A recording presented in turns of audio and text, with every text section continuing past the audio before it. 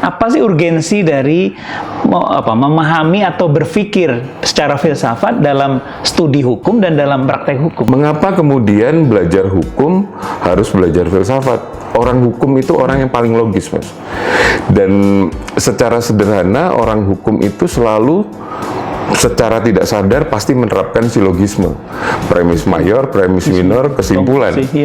Itu yang diajarkan, makanya belajar hukum mau nggak mau belajar filsafat dalam tataran metodologis, lalu juga dalam tataran yang sangat material itu. Jadi buat saya orang hukum, walau dibilang saya nggak suka filsafat, dia sebenarnya sudah berfilsafat.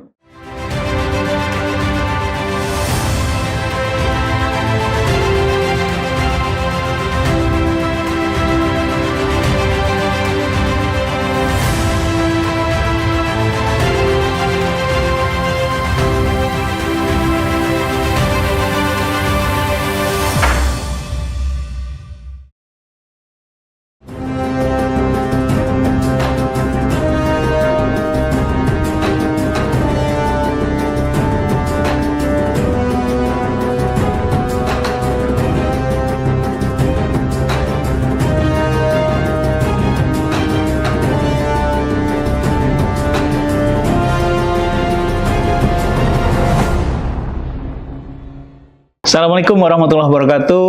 Apa kabar sahabat? Kita jumpa lagi dalam Law Stories. Kita cerita dan diskusi hukum di sini. Kali ini kita akan mengupas persoalan kembali hukum di Indonesia, tapi dari kacamata yang lain, yaitu dari kacamata filsafat. Dan kali ini kita sudah kedatangan seorang dosen filsafat dan juga sahabat saya, Mas Antonius. Apa kabar? Alhamdulillah sehat, ya? Baik, sehat. Ya, sibuk apa nih, Mas Anton? Mengajar seperti biasa. Ya. Lalu juga saya kan berpraktek sebagai advokat. Jadi ya sekaligus mengajar dan berpraktek. Dan praktek, iya. Soalnya banyak juga yang mengajarkan hukum dari buku, gitu ya. Tapi nggak pernah tahu seluk-beluk bagaimana bekerjanya hukum, gitu ya. Justru dari praktek itu kita bisa menimba dan kemudian menyegarkan kembali apa yang kita dapat di sekolah. Tuh, kita tahan dulu ya, Mas Anton. Siap. Ya, jadi kita ingin tahu lebih jauh dalam ngobrolan kita dengan Mas Antonius Cahyadi. Kita akan ngobrolin soal apa sih makna dari filsafat itu, kemudian apa urgensi atau pentingnya filsafat dalam studi hukum dan juga di dalam praktek hukum dan lain sebagainya. Obrolan yang tentu saja sangat penting dan sangat bermanfaat. Nah, Mas Anton, sebelum ngomongin lebih jauh soal filsafat, soal yang agak berat mungkin kata orang ya, itu kita ngobrol soal ini dulu. Mas Antoni dulu lahir di mana?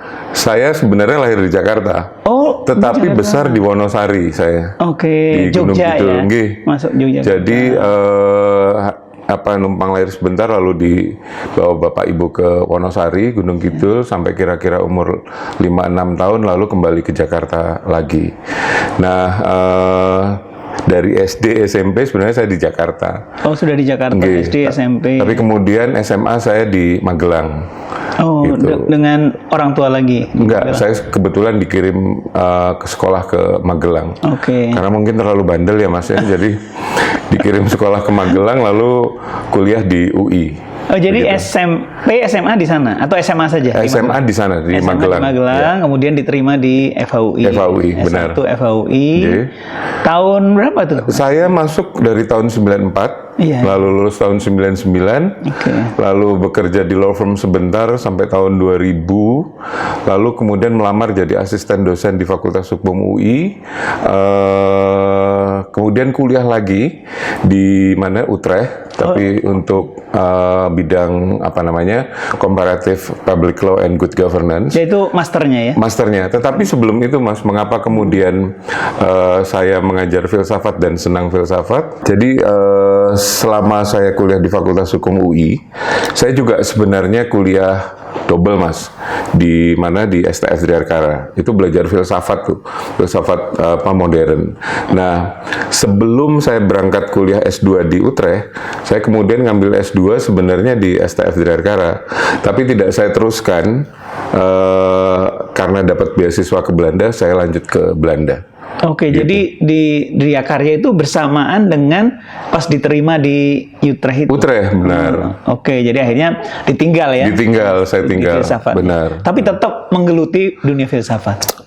Buat saya setelah belajar filsafat di STRF di Ankara, saya melihat filsafat bukan hanya sekedar pelajaran yang secara teoretis, tapi juga jadi ilmu hidup yang memang jadi hobi gitu ya. Oke. Gitu. Jadi menjiwai lah ya dunia filsafat gitu ya. Senang karena senang baca dan belajar filsafat ya. Iya, gitu. iya. Nah, kemudian selesai di S2 di Utrecht. Di Utrecht, kemudian saya lanjut ke mana? Ke Indonesia. Sebelumnya kan saya pernah jadi staf ahli di Badan Legislasi DPR. Nah, saya lanjutkan di Badan Legislasi DPR sebagai staf ahli. Nah, itu kemudian sampai kira-kira tahun 2003, 2004. Nah, ya kemudian lanjut mengajar lagi di Fakultas Hukum UI. Gitu. Iya. Baru kemudian S3-nya? S3-nya kebetulan agak lama tahun 2009. 2010 mulai. Iya. Nah, itu. Jadi sekitar 6 tahun setelah Yes. studi S2-nya ya? Iya. Nah, itu dari Utrecht, tapi ke S2, kemudian S3-nya ke Leiden. Ke Leiden, benar. Van Vollenhoven Institute. Van Vollenhoven Institute. Benar. Jadi Van Vollenhoven Institute kan sebenarnya dulu Indologi yang didirikan oleh pemerintah kolonial memang untuk melihat bagaimana atau membaca di negara jajahan, negara Hindia Belanda saat itu. Van Vollenhoven Institute itu sudah sejak Saya pikir ya Indonesia masih dijajah masih Hindia Belanda. Hindia Belanda ya. Apa Dulu Indologi kalau nggak salah. nama itunya ya? Iya. Nama apa? Program studinya atau apa itu? Itu dulu kebetulan jadi semacam, kalau tidak salah ya, itu semacam cabang yang menyediakan dan melatih para amtenar yang mau ke Indonesia untuk melihat dan mengerti Indonesia gitu. Nah, kemudian berlanjut berevolusi menjadi sebuah institut. Ya. Ngambil apa, riset tentang apa, Mas? Saya kebetulan riset karena saya senang filsafat dan kemudian senang memaknai hidup dalam artian bahwa senang mencoba merefleksikan. Saya mencoba merefleksikan kepercayaan Nusantara, dan saya bicara soal legal identity, identitas hukum dari penghayat kepercayaan. Oh, penghayat kepercayaan. Ya. Bagaimana identitas hukumnya? Benar. Bagaimana negara memandang identitas hukum mereka. Gitu. Iya. Menarik itu, sangat menarik ya. Mengapa senang belajar filsafat? Karena saya mencoba melihat bagaimana kekuasaan bekerja di masyarakat, dan kekuasaan bekerja sebenarnya buat saya tidak dilihat dari sesuatu yang sangat besar, yang mayoritas, tapi saya mencoba melihat dari yang didefinisikan oleh kekuasaan sebagai yang lain. Nah, saya senang karena bicara kekuasaan itu kalau tidak bicara dampak jadi kurang. Nah, merefleksikan atau secara filosofis melihat kekuasaan itu melihat bagaimana kekuasaan berdampak pada yang dilihat yang lain, the others-nya itu. The others. Yes. Menarik tuh. Apa konsep the others itu? The others, makanya kan orang kepercayaan tuh dianggap orang tidak beragama. Oke. Tetapi di konstitusi kita kan diakui juga tuh pasal 29 ayat 2, mereka boleh beribadat. Dulu Pak Wongsonegoro ketika di BPU PKI mengatakan mereka punya cara yang berbeda ketika menyembah dan bersembahyang kepada Tuhan Yang Maha Esa. Dengan cara yang berbeda itu bukan dengan cara agama. Lalu dengan cara apa? Kebatinan. Referensinya kebetulan banyak merujuk pada orang Kejawen. Sekarang sebenarnya penghayat kepercayaan bukan hanya Kejawen. Bukan hanya Kejawen. Benar, ada agama adat Nusantara, ada yang berkembang secara modern, seperti misalnya terpengaruh oleh teosofi dan lain sebagainya. Menarik. Oke. Mudah-mudahan ini ya. Amin. Nanti hasil karya itu kemudian bisa dipublish, bisa diterbitkan jadi buku dan banyak yang bisa membaca ya. Harusnya begitu ya. Gitu ya. Oke, baik. Nah, Mas Anton, sekarang saya ingin kita ngobrolin yang tadi tuh kegemaran Mas Anton dan juga mungkin sampai mendalami filsafat nih. Kan bagi sebagian orang filsafat tuh mungkin berat gitu ya. Kalau saya baca di beberapa ini, wah berat nih belajar filsafat. Nah, gimana tuh di mata Mas Anton tuh filsafat tuh sebenarnya gimana sih? Buat saya filsafat itu sebenarnya tak terelakkan ya, karena ketika setiap orang pasti berfilsafat, tidak mungkin tidak. Jadi ketika orang kemudian mempertanyakan makna kehidupan yang dia miliki, itu sebenarnya secara dalam tataran yang sederhana, ketika orang sudah mempertanyakan, dia kemudian sudah berfilsafat. Jadi berfilsafat sebenarnya melihat bukan secara berbeda, tetapi melihat kembali apa yang sudah dijalani, apa yang dimiliki dan dijalankan dalam kehidupan. Rutinitas tidak dimaknai sebagai sesuatu yang tidak bermakna, tetapi coba dimaknai. Nah, dalam arti yang sederhana itu sebenarnya orang sudah berfilsafat. Berfilsafat itu kan sebenarnya melihat secara dalam dan secara luas. Ketika orang bertanya, apa makna kehidupan saya? Makna di keberadaan diri saya, dia sudah berfilsafat buat saya. Nah, tidak terelakkan ya. Tidak terelakkan sebenarnya. Ya. Hanya kemudian kan orang berfilsafat dengan mengutip pemikiran-pemikiran yang sulit. Buat saya sih tidak, karena kalau ketika misalnya kita melihat bagaimana, misalnya kita merujuk pada Socrates ya, dia sangat sederhana. Ketika dia bertanya pada orang dan kemudian dengan bertanya orang itu menemukan maknanya, disitulah dia sudah berhasil melahirkan pemikiran orang itu berkaitan dengan kehidupannya. Disitulah dia berfilsafat. Iya kan ada itu ya. Mungkin sebagian orang itu terperangkap atau menganggap bahwa sejarah filsafat misalnya mazhab klasik misalnya atau mazhab positivis misalnya atau pemikiran Descartes atau Immanuel Kant dihafalin gitu dihafalin.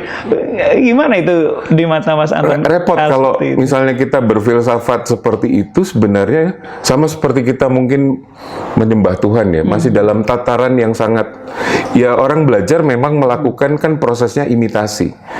Bagaimana berfilsafat kemudian mengimitasi pemikiran yang dikatakan filsuf.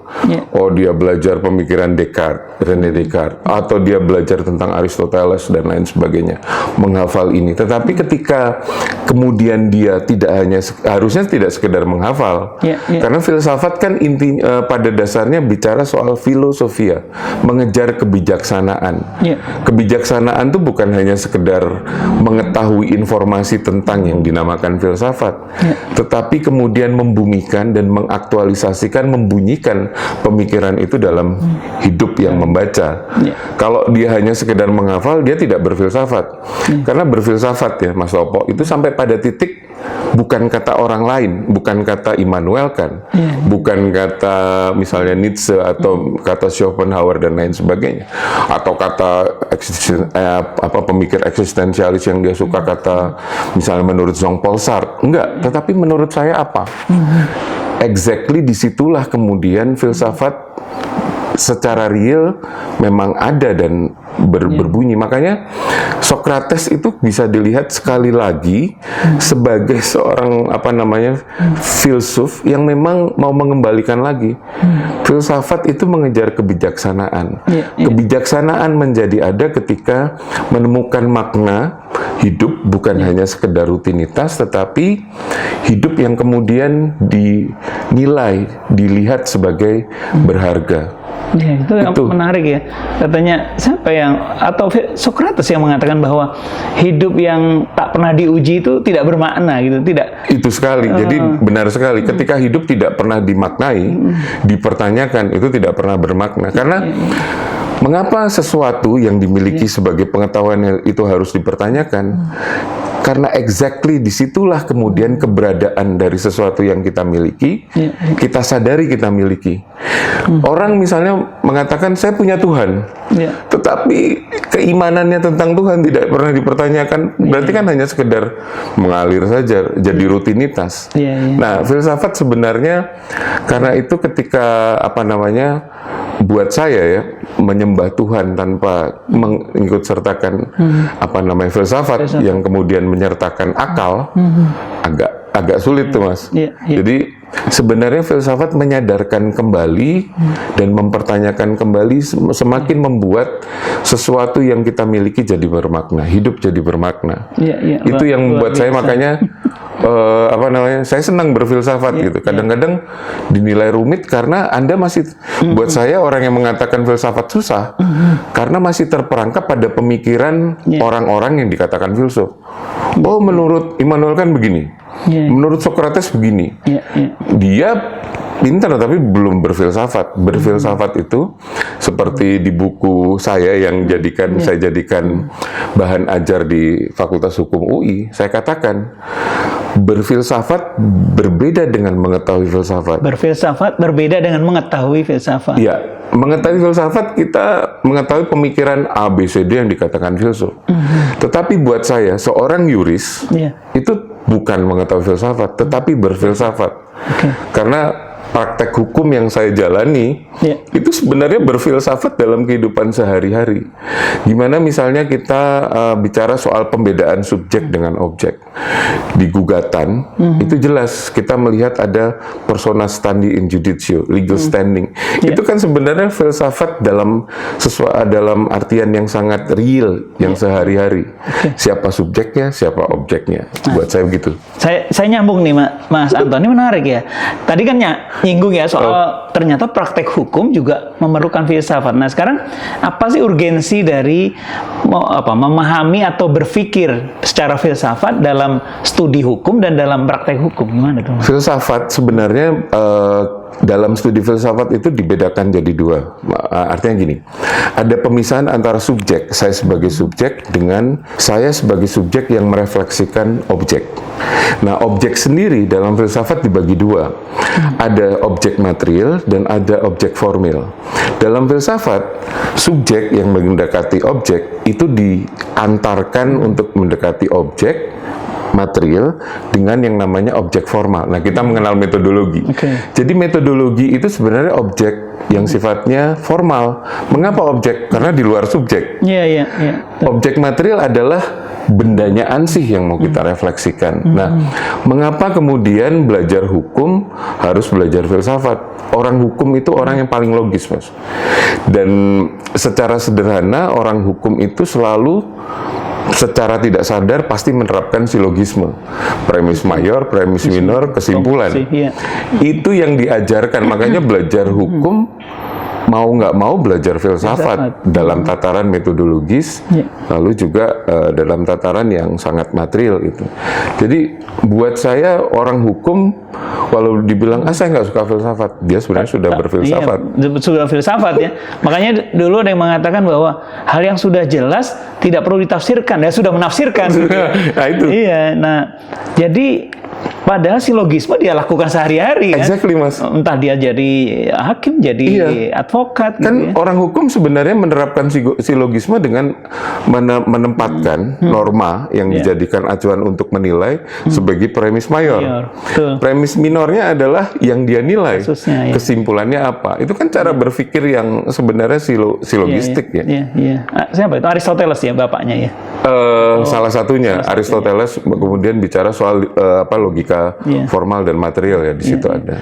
Nah, menarik nih. Jadi sebetulnya nggak usah dihindari filsafat dulu, malah sehari-hari sudah menggunakan itu sebetulnya ya. Oke.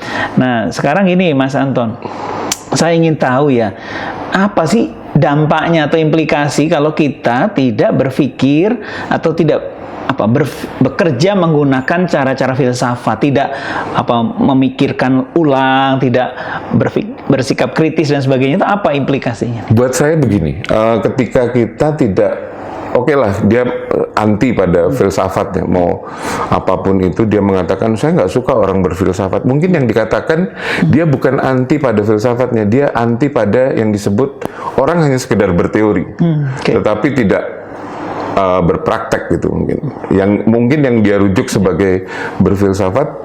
Saya sangat tidak suka pada orang yang selalu mengungkapkan teori. Orang yang mengungkapkan teori bisa jadi orang itu belum selesai dengan menghafal teori-teori. Padahal berfilsafat itu hanya sekedar mengenal dan menghafal teori-teori, tetapi juga yang seperti saya bilang tadi, melakukan, doing. Nah, Makanya ketika seorang yuris yang mau jadi ahli hukum tidak mau belajar filsafat karena anti itu sudah salah langkah.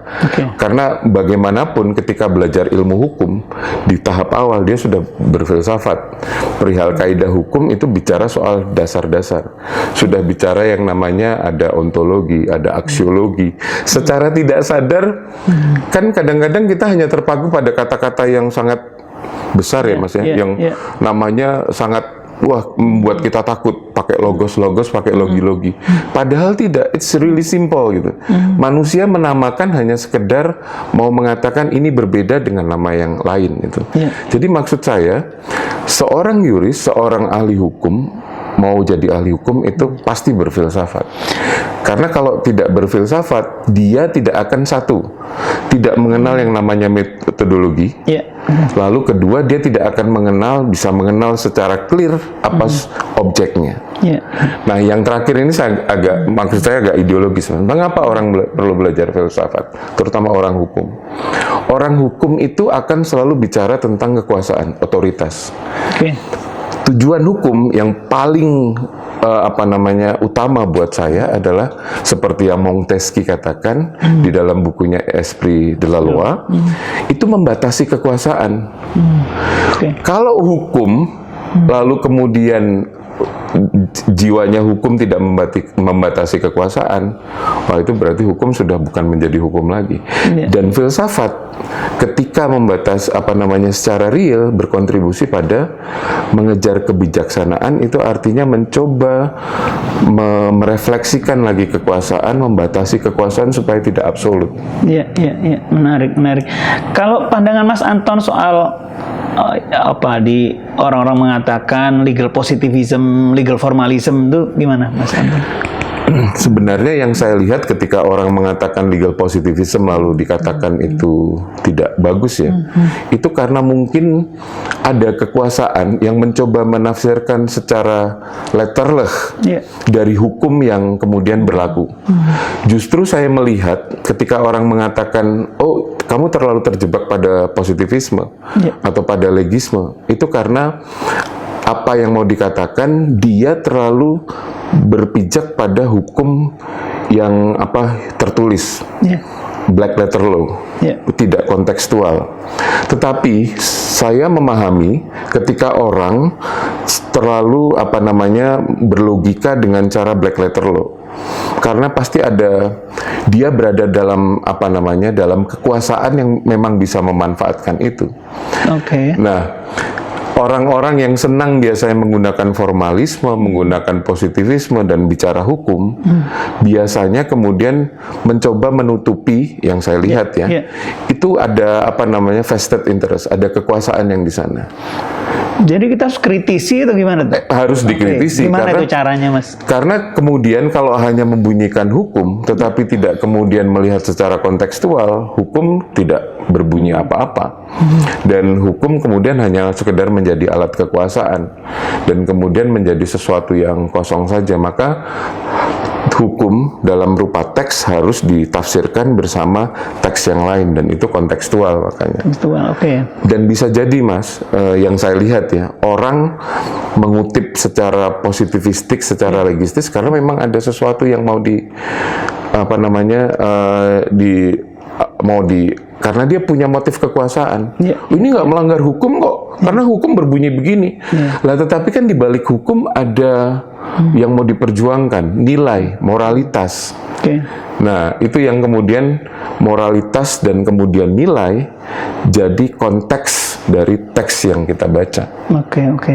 Kalau pergulatan pemikiran antara legal positivism dengan legal naturalism tuh konteksnya zaman sekarang tuh gimana, Mas? Nah, kalau dulu kan konteksnya naturalism ketika hukum kodrat itu ketika orang memanfaatkan hukum yang seakan-akan datang dari atas, terutama hukum agama, natural law, hukum kodrat, itu digunakan sewenang-wenang untuk kekuasaan. Nah, kemudian dalam filsafat juga sebenarnya natural law yang kemudian berdasar pada hukum hukum agama, itu kemudian dikritisi dengan yang namanya empirisme.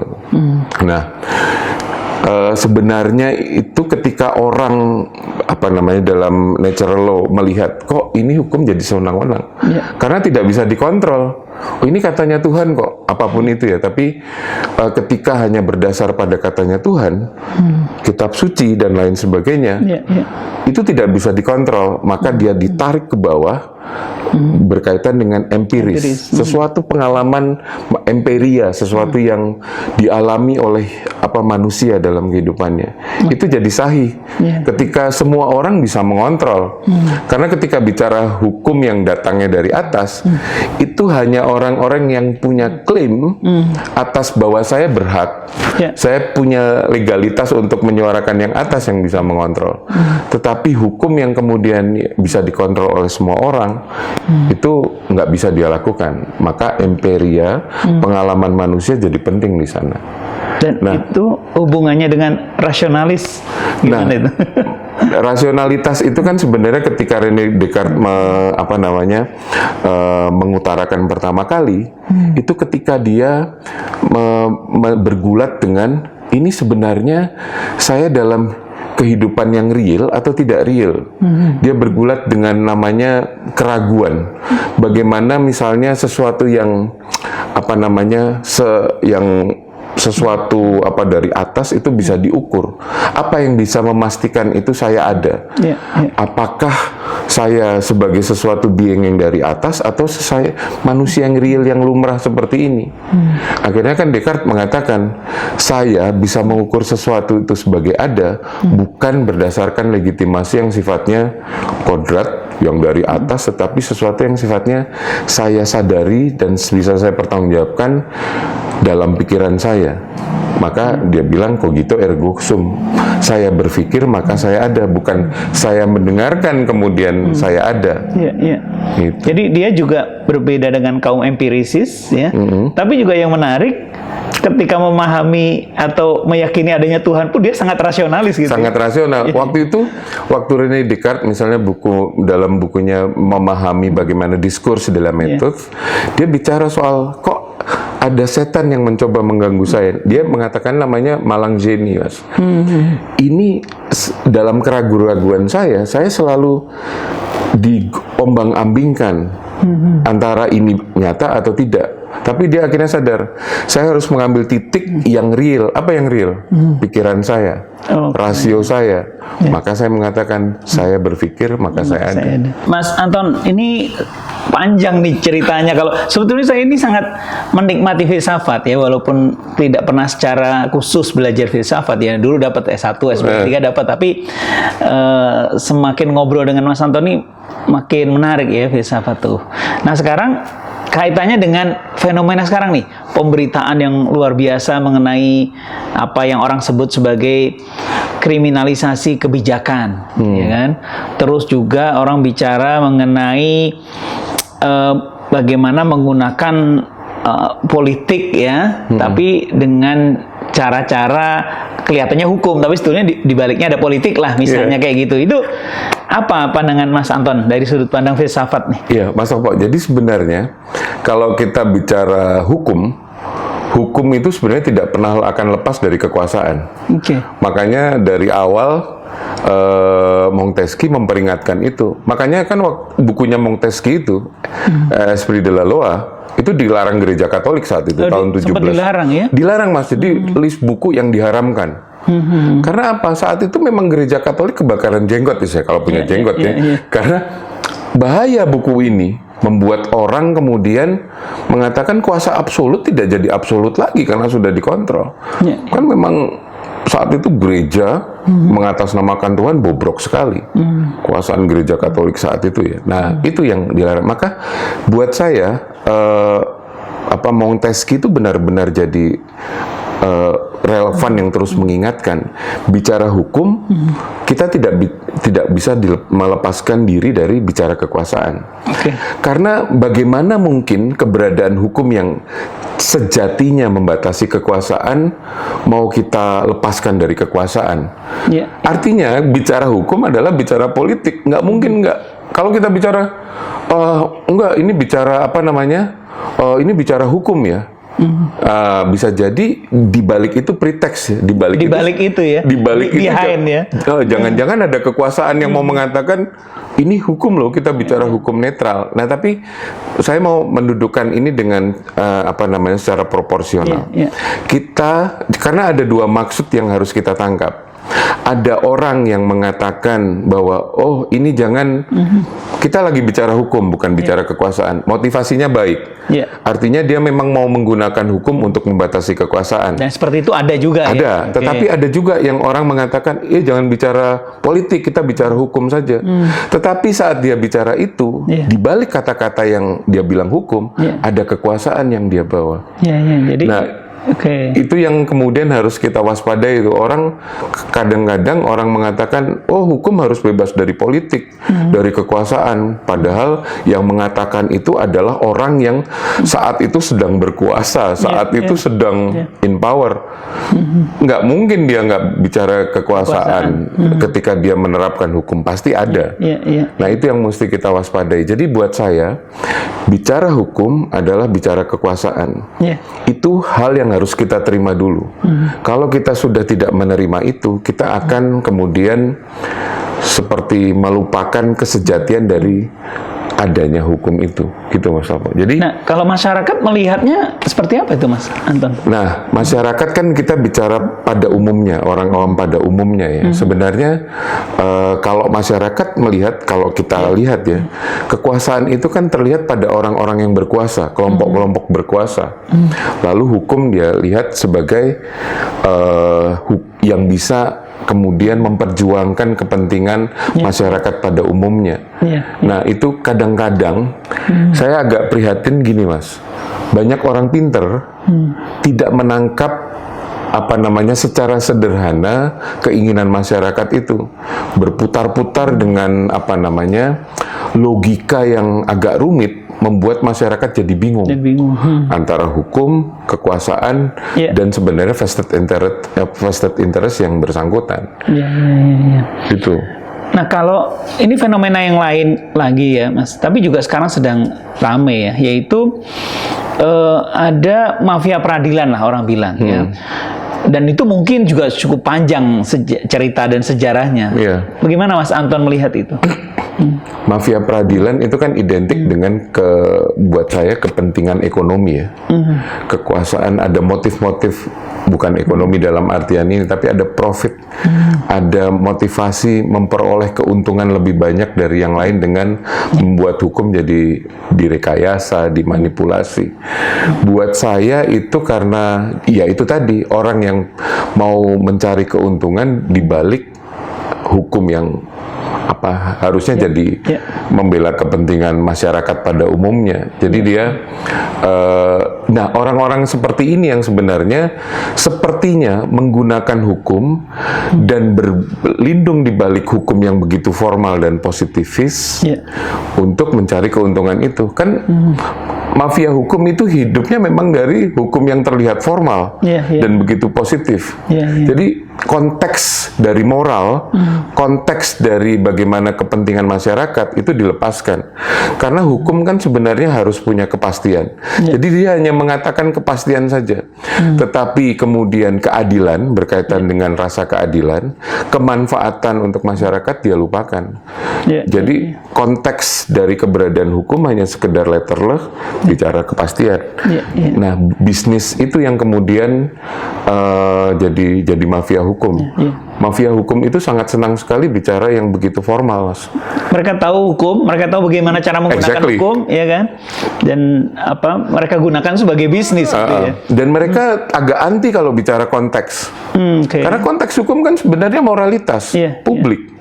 Moralitas kemudian masyarakat. Karena dari awal hukum sebenarnya kan bicara membatasi kekuasaan. Lah mereka bagaimana membatasi? Enggak, mereka bukan mau membatasi kekuasaan. Mereka mau merealisasikan kekuasaan yang tiada batasnya dengan menggunakan hukum. Luar biasa ya. Ya, demikian sahabat semua ya, obrolan kita yang sangat menarik mengenai bagaimana konteksnya filsafat dalam studi hukum, dalam praktek hukum, penegakan hukum, berikut berbagai persoalan-persoalan yang mendera negeri kita akhir-akhir ini. Mudah-mudahan kita bisa merenung lagi, bisa memikirkan lagi, bisa refleksi gitu ya, Mas Anton ya. Dan kita jumpa pada pertemuan mendatang dengan diskusi yang lebih menarik lagi. Tapi Mas Anton, kapan-kapan kita tetap ngundang Mas Anton untuk ngobrol filsafat lagi bersama kita. Siap, Mas. Ngalor ngidul ya. Oh iya, ngalor ngidul, betul. Matur nuwun, terima kasih banyak Mas Anton. Matur nuwun. Ya, sekali lagi kita ketemu pada pertemuan yang akan datang. Billahi taufiq wal hidayah. Assalamualaikum warahmatullahi wabarakatuh. Waalaikumsalam warahmatullahi wabarakatuh. Matur nuwun. Terima kasih.